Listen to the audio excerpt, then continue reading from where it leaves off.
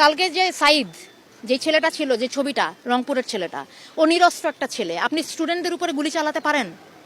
আপনি ছাত্রদের উপরে, নিরস্ত্র ছাত্রদের উপরে কোনো অবস্থাতে আপনি গুলি চালাতে পারেন? এটার জবাব প্রশাসনকে দিতে হবে। বাংলাদেশের মানুষ এটা জানতে চায় যে আমরা একটা প্রাণের কথা বলবো, একটা দাবি তুলবো, আপনার সেটা পছন্দ না হতে পারে, আপনি বাহাস করেন আমার সাথে, আপনি আমাকে কথা বলতে দিবেন না, আমি কথা বলবো, আপনি গুলি করে মারবেন। ও একটা মায়ের বাচ্চা, ও একটা বোনের ভাই, আপনি ওকে মেরে ফেলছেন, এটা একটা কথা হলো?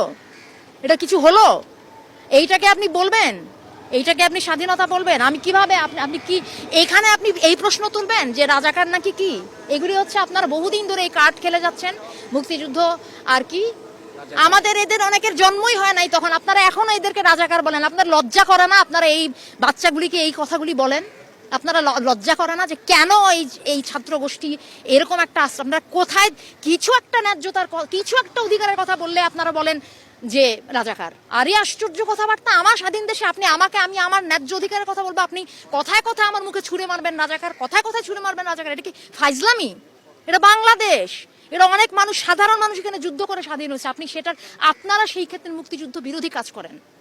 যারা কথায় কথায় রাজাকার শব্দটা ব্যবহার করেন, আপনারা নিজেরা আজকে বাংলাদেশের স্বাধীনতার পরিপন্থী মানুষ। আপনারা চর্চা করেন, শিখে আসেন, এই বাচ্চাদের কাছে শিখে আসেন স্বাধীনতা যুদ্ধ কাকে বলে। ওরা করছে সংগ্রাম, ওরা রাস্তায়, এবং আপনারাও করেন আপনাদের জায়গায়। দোহাই লাগে, আপনারা আপনাদের কাজ করেন। মানুষের একটা চিকিৎসা পেতে কি আপনাদের একটা শ্রেণীর মাথা ব্যথা হলে তারা সিঙ্গাপুরে দৌড় দেয়, আর আমার দেশের মানুষ মানে ক্যান্সার হয়ে গেলেও বা বড় বড় চিকিৎসার পয়সা না, এরা করবে না চিকিৎসা। আপনি কি বলেন এটাকে? এটা কি স্বর্গরাজ্য? এটা কি সত্যি তাই এরকম? এটা বাংলাদেশ? এইটাকে আপনি বলেন? সাধারণ মানুষের অর্থনৈতিক স্বাধীনতা, কথা বলার স্বাধীনতা, কোনো কিছু যদি না থাকে আপনি সেটাকে বলবেন? আমাদের অনেক যুদ্ধ বাকি, সেটা আমাদের করতে হবে। সবচেয়ে বড় কথা হচ্ছে সক্ষমতা।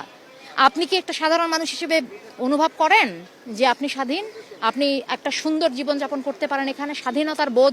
নাকি আপনি প্রত্যেকটা কথা কেটে কেটে বলেন, ভয়ে ভয়ে বলেন? প্রত্যেকটা কথার মধ্যে 100 বার চিন্তা করেন যে এটা বলা যাবে, এটা বলা যাবে না, আপনি তাহলে স্বাধীন না? কেন এটা করতে হবে আমাকে? এইটার জন্য লাখো শহীদ জান দিল, এইটার জন্য এইটাকে আপনি স্বাধীনতা বলেন? আর এইটা যেটা মুক্তিযুদ্ধের পক্ষশক্তি যারা বলে নিজেদেরকে, তারা এখন ক্ষমতায়, তারা ক্ষমতায় থাকা অবস্থায় যদি আমাদের স্বাধীনতার বোধের এই অবস্থা হয়, তাহলে কাকে বিশ্বাস করবেন আপনি? কাজে স্বাধীনতার এখন অনেক বাকি, অনেক স্তরের স্বাধীনতা বাকি। হ্যাঁ, পতাকা